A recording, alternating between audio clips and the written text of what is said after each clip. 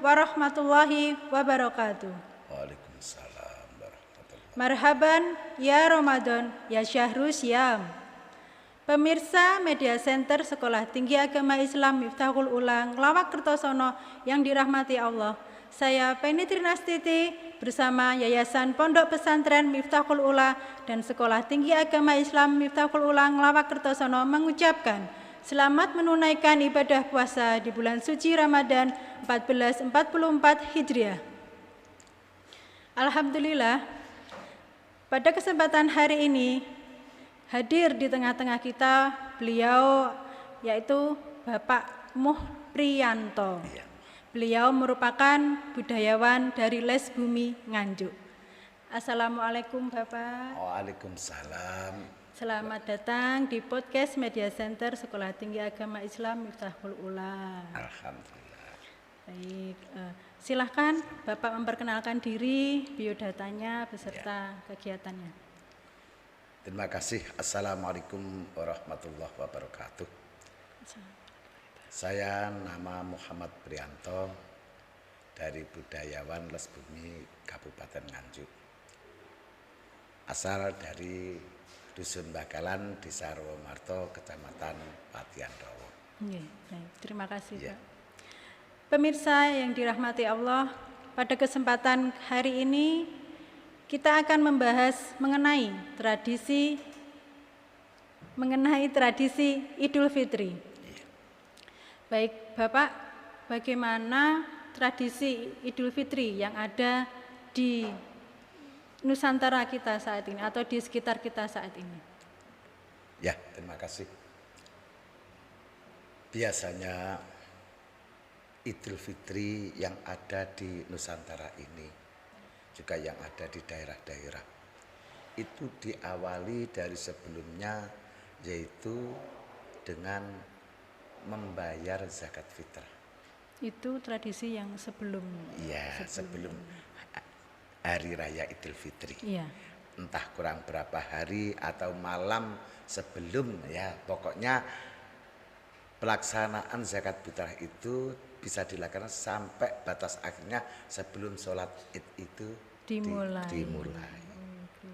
Sehingga itu masyarakat bisa berbondong-bondong membayar zakat fitrah, akhirnya dengan panitia zakat fitrah itu akan disalurkan kepada mustahik, sehingga pada malam itu juga bisa terselesaikan, yang akhirnya semua warga terutama umat Islam juga itu pada hari raya Idul Fitri itu mendapatkan kebahagiaan. Setidak-tidaknya sudah tidak ada kekurangan lah, masalah bahan makan, insya Allah sudah cukup. Juga dari warga masyarakat tersebut kadang ada yang dari kalangan saudaranya yang mampu, kadang saling memberikan tambahan untuk uang belanja demi saudaranya itu yang mungkin dipandang masih duafa, terkadang begitu, Pak. Iya. Jadi fungsinya zakat fitrah itu untuk saudara-saudara kita yang kurang mampu istilahnya, Pak, ya. Yang mustahik. Iya. Ya. Terus ini Pak, biasanya kan kita sebelum pelaksanaan Idul Fitri, yang biasa bekerja di luar atau bekerja di tempat yang jauh melaksanakan seperti tradisi mudik, Pak. Iya. Itu merupakan tradisi yang sering terjadi di setiap tahunnya saat menjelang Idul Fitri. Iya. Menurut Bapak, tradisi tersebut itu apa sih keuntungannya? Begini, Pak. Masyarakat pada umumnya kalau hari raya Idul Fitri itu dari manapun saja, upama bepergian jauh, misalnya kerja di luar daerah seperti Jakarta, seperti di daerah-daerah lain, itu setiap hari raya Idul Fitri ingin mudik jauh-jauh hari dari sebelum hari raya itu, seakan sudah menyiapkan yaitu acara untuk mudik, sehingga dengan perjalanan berat pun ditempuh, mungkin yang transportasinya itu mahal pun iya, juga tetap ditempuh demi hari raya, demi ingin ketemu sanak Sanak keluarga, sanak saudara, bertemu orang tua kalau orang tua itu masih hidup, juga kepada masyarakat gitu. Jadi perjuangan karena naluri orang Jawa ingin silaturahmi itu perjuangan cukup berat sebetulnya. Bahkan ada juga teman itu yang maunya tidak pulang. Ya karena ya mungkin ada suatu hal. ya gitu. Setelah dia itu sudah mendekati maghrib, itu akhirnya terpanggil saya harus pulang. Setelah di perjalanan itu di masjid-masjid, di jalan-jalan itu banyak anak-anak yang takbir sehingga dia itu tidak bisa menahan air mata. Ya. Itu sudah pasti. Iya pasti itu. Sampai datang di rumah itu sampai malam gitu. Akhirnya alhamdulillah bisa ketemu dengan sanak keluarga. Tapi perjuangan itu seperti itu tadi. Sekarang kan ini bisa kita bersilaturahmi itu melalui virtual Pak ya. Iya. Bagaimana menurut jenengan jika bersilaturahmi itu melalui virtual? Maksudnya Lebih afdol yang lewat virtual atau lebih afdol yang ketika kita datang ya lewat online. Mohon maaf maksudnya begitu. Ya. Itu ya bisa, tetapi ya tidak seperti kita bertemu langsung. Iya. Lebih baik kita bertemu langsung.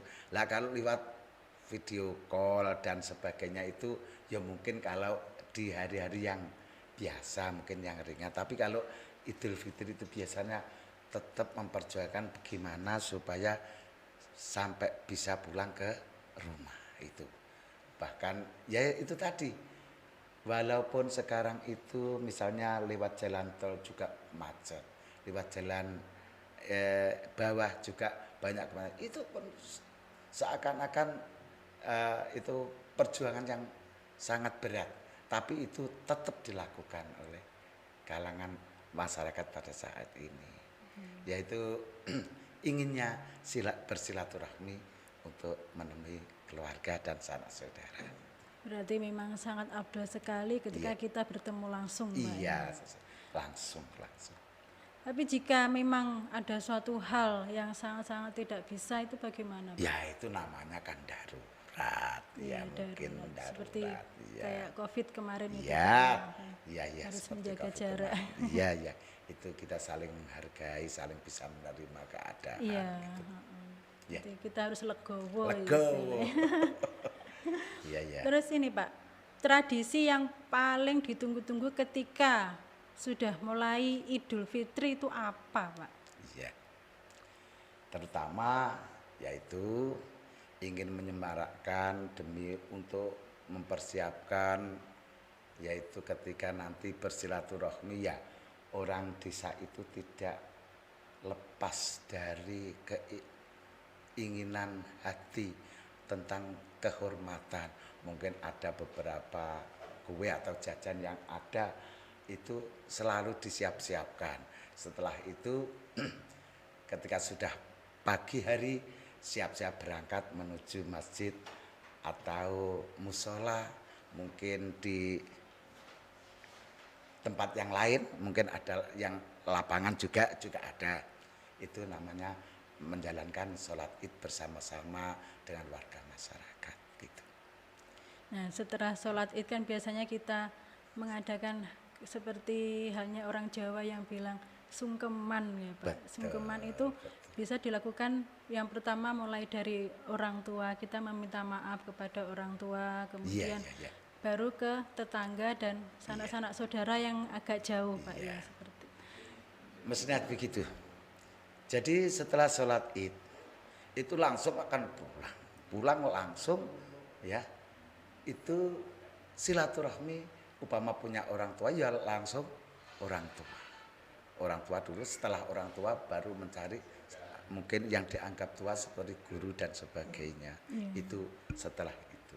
Jadi setelah orang tua orang tua langsung karena orang tua itu yang bertemu lebih dulu, paling utama lebih karena ada yang jadi satu dengan orang tua. Maka ya walaupun silaturahmi kepada guru itu sebetulnya lebih penting, tapi karena dengan orang tua sangat dekat ya orang tua didahulukan. Orang tua terlebih dahulu Iya, baru ke guru-guru, mungkin orang yang dianggap tua, akhirnya kepada sanak saudara gitu.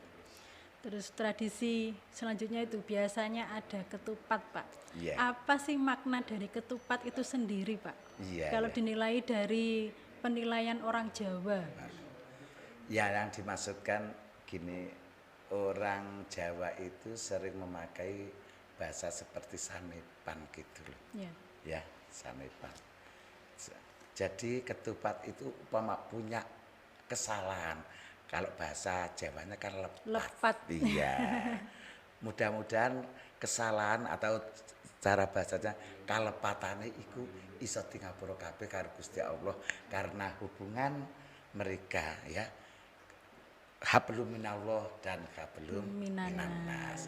Kepada Allahnya kita juga mohon ampunan, juga kepada sesama manusia iya, kita saling bermaaf-maafan gitu. Iya. Bapak.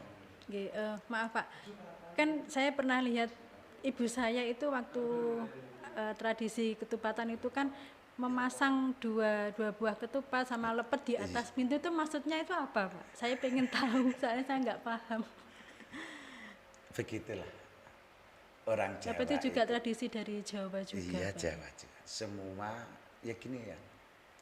Yang paling diutamakan itu adalah kita akan menuju kemana saja, itu adalah supaya hati badan itu bersih lebih dahulu. Iya. Kita mohon ampun, intinya mohon ampun kepada Yang Maha Kuasa. Munggo genahe ngeten cara bahasa Jawa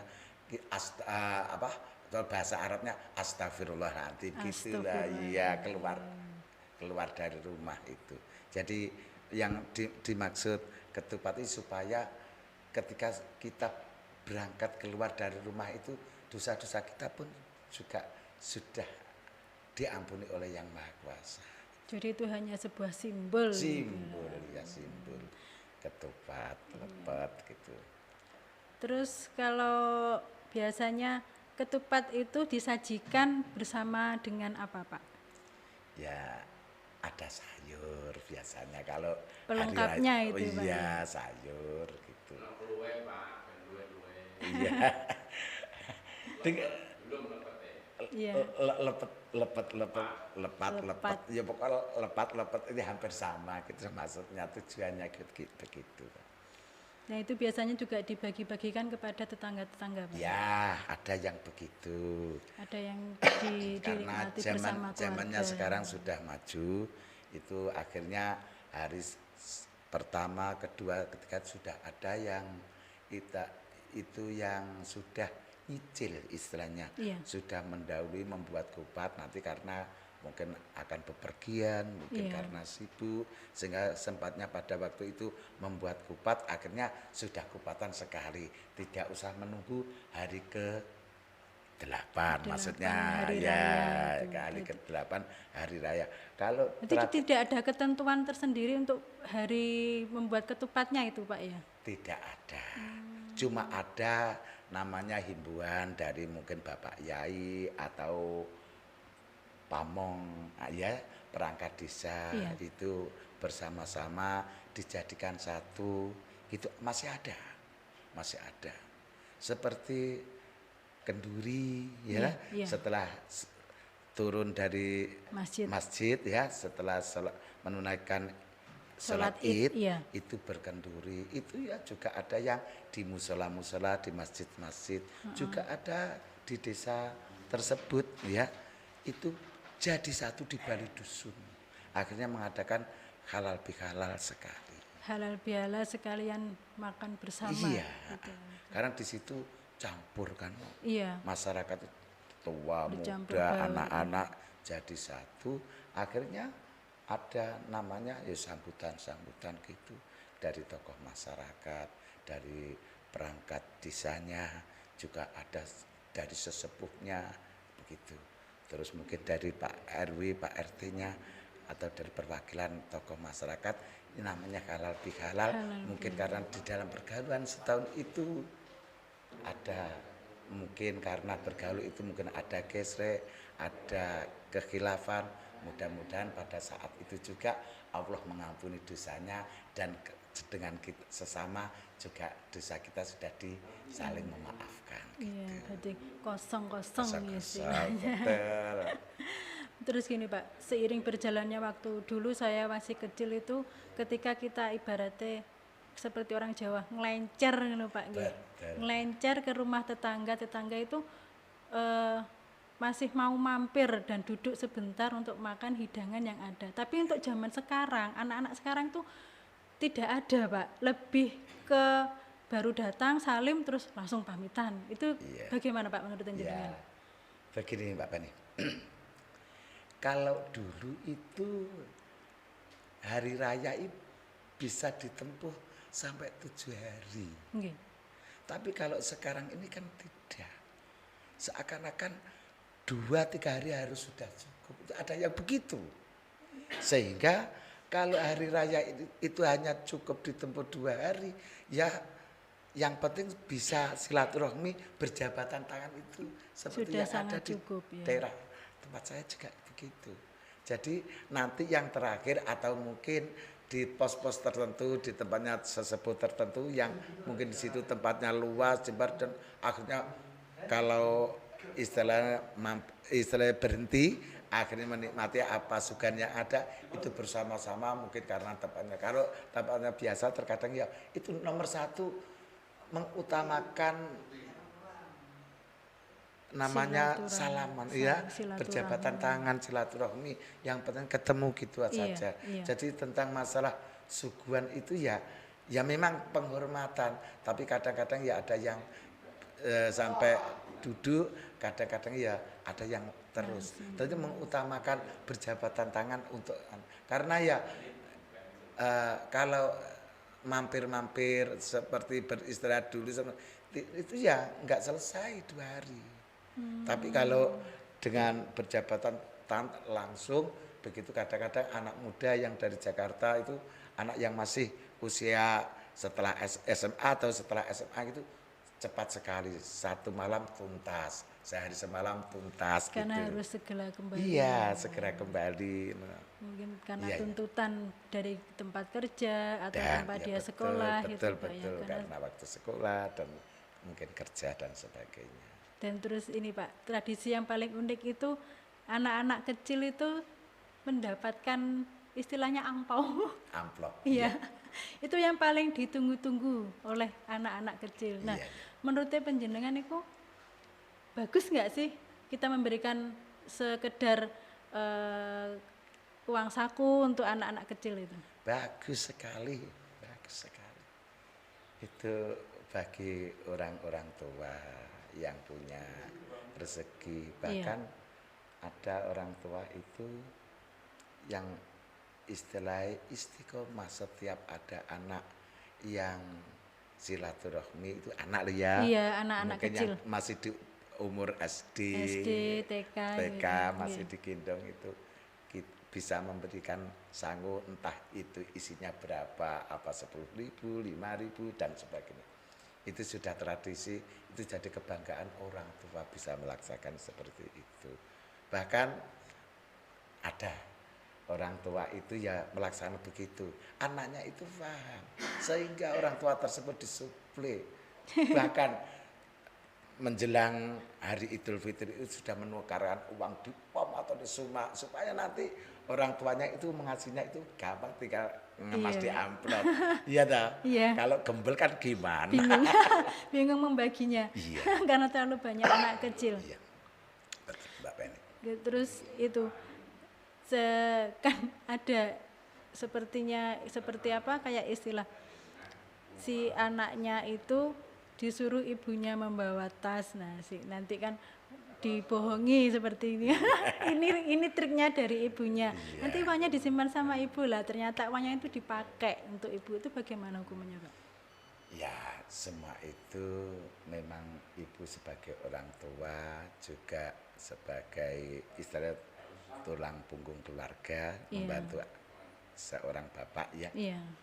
Ya memang itu menjaga kehati-hatian sebetulnya. Kalau anak tersebut dikasih uang banyak, akhirnya anak jadi sembrono, juga jadi manja. Tapi kalau anak itu diberi istilahnya diberi batasan, biar tidak terlalu los gitu. Jadi ya gimana ya, tetap orang tersebut itu menjaga keluarganya supaya jadi orang yang lebih baik, tidak terlalu los gitu. Nanti kalau uang dipegang sendiri, kadang ada yang namanya los, kebablasan, bahkan sampai dibuat beli petasan.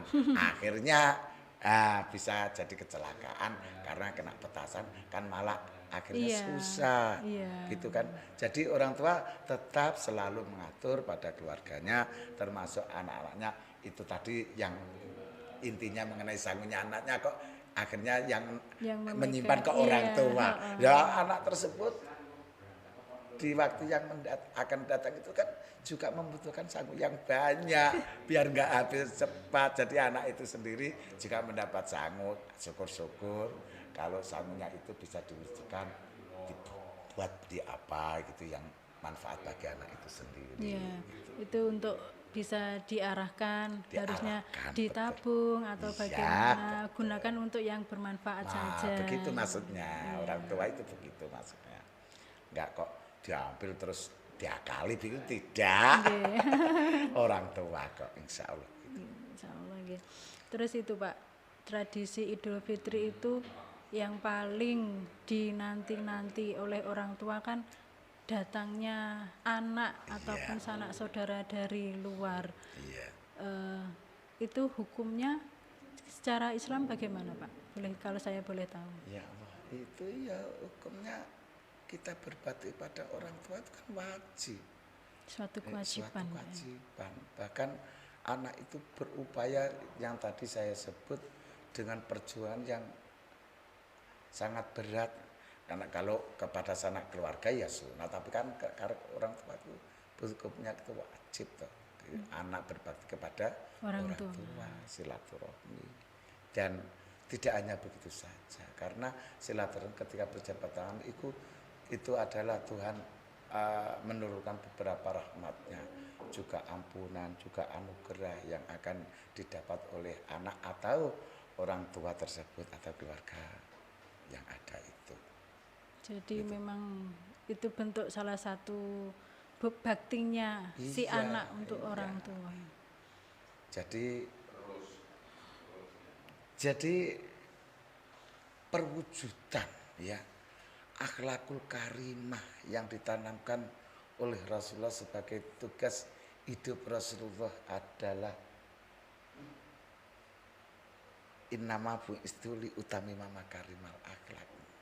Sebetulnya saya kurang pantas kalau saya pakai dalil ini karena saya budayawan Jawa aja ya.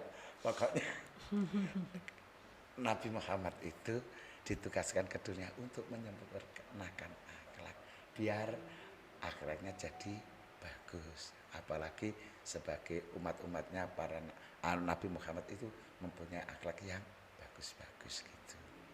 Jadi itu juga dapat ditanamkan sejak usia dini. Iya, dari TK pun sudah bisa dimulai dari kecil.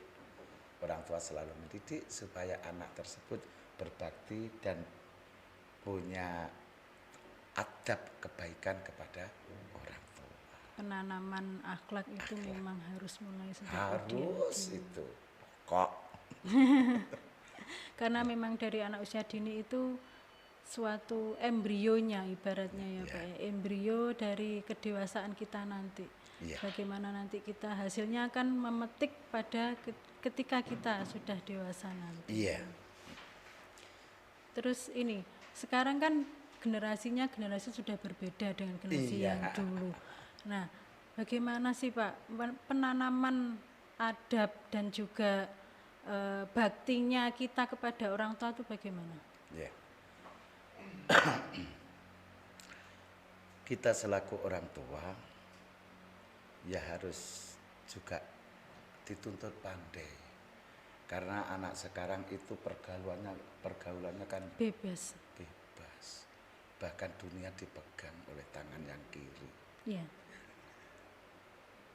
Sehingga tentang akhlakul karimah, ya, budi pekerti yang baik itu harus tidak waleh-waleh jadi orang tua memberikan kepada anaknya supaya tidak lengah. Terus kalau dulu itu